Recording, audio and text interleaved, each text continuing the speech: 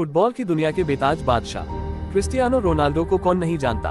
पुर्तगाल में पैदा होने वाले इस खिलाड़ी ने खेल जगत में जितनी इज्जत कमाई उतनी इज्जत आज तक कोई और नहीं कमा पाया। लेकिन इतनी शोहरत के बावजूद भी रोनाल्डो से ज्यादा जमीन से जुड़ा खिलाड़ी पैदा नहीं हुआ।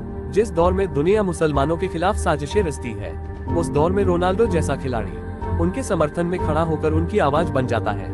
रोनाल्डो फुटबॉल और फुटबॉल में बनाए गए रिकॉर्ड अपनी जगह, लेकिन जो चीज उन्हें अलग बनाती है वो है उनका बेबाक अंदाज।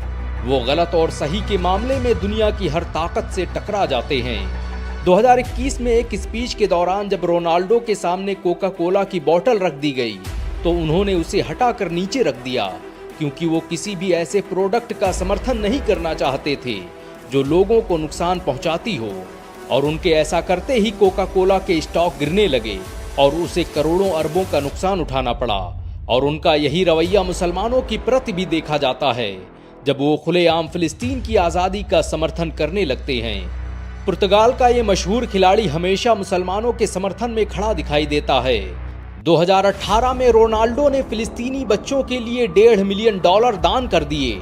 इस मदद से पहले उन्होंने 2016 में न सिर्फ फिलिस्तीनियों का समर्थन किया, बल्कि गाजा में एक अस्पताल का दौरा भी किया था और घायलों से मुलाकात की थी। रोनाल्डो की शख्सियत आखिर क्यों दूसरे फुटबॉलर्स से अलग है और क्यों लोग उन्हें इतना पसंद करते हैं, इसके पीछे भी एक दिलचस्प कहानी है।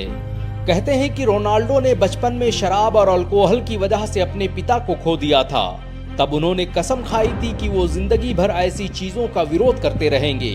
तब से लेकर आज तक इस खिलाड़ी ने ना तो कभी खुद अल्कोहल का सेवन किया है और न ही विज्ञापन।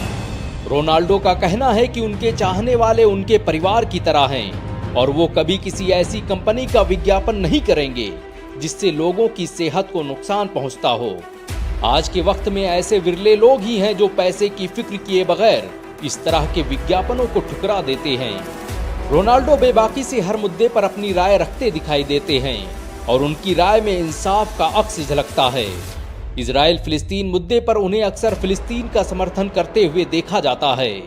कभी वो फिलिस्तीन का झंडा हाथों में लहराते हैं तो कभी सोशल मीडिया पर उससे जुड़े ट्वीट्स और पोस्ट शेयर कर देते हैं। साल 2013 में जब पुर्तगाल और इजराइल के बीच एक फुटबॉल मैच खेला गया तो रोनाल्डो ने उसमें हिस्सा जरूर लिया, लेकिन इजराइल के अधिकारियों से हाथ मिलाने से इनकार कर दिया।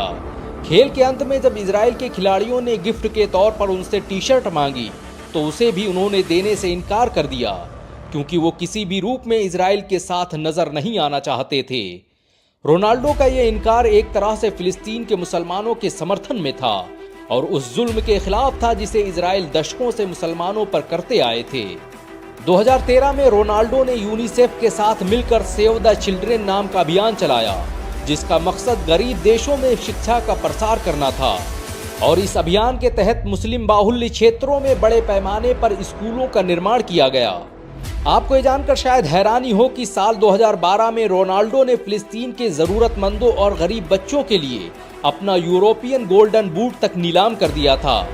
रोनाल्डो ने फिलिस्तीन को $1.5 मिलियन डोनेट कर दुनिया को हैरत में डाल दिया था और इसीलिए आज दुनिया में जो इज्जत रोनाल्डो की है वो शायद कोई और फुटबॉलर नहीं कमा पाया।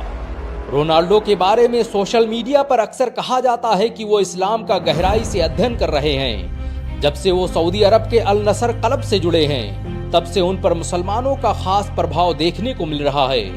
हाल ही में सऊदी में आयोजित कई समारोह में उन्हें मुसलमानों की पारंपरिक वेशभूषा में भी देखा जा चुका है। मुसलमानों का एक बड़ा वर्ग मानता है कि रोनाल्डो जल्द ही इस्लाम कबूल कर सकते हैं। हालांकि ये तो वक्त ही बताएगा, लेकिन इतना तो तय है कि रोनाल्डो का व्यक्तित्व और उनके इंसाफ पसंद नजरिए की दुनिया कायल हो चुकी है। वो एक खिलाड़ी होने के साथ साथ एक बेहतरीन इंसान भी हैं। वैसे रोनाल्डो के बारे में आपके क्या विचार हैं, नीचे कमेंट में जरूर बताएं। और ऐसा वीडियो देखने के लिए वीडियो को लाइक और चैनल को सब्सक्राइब करें।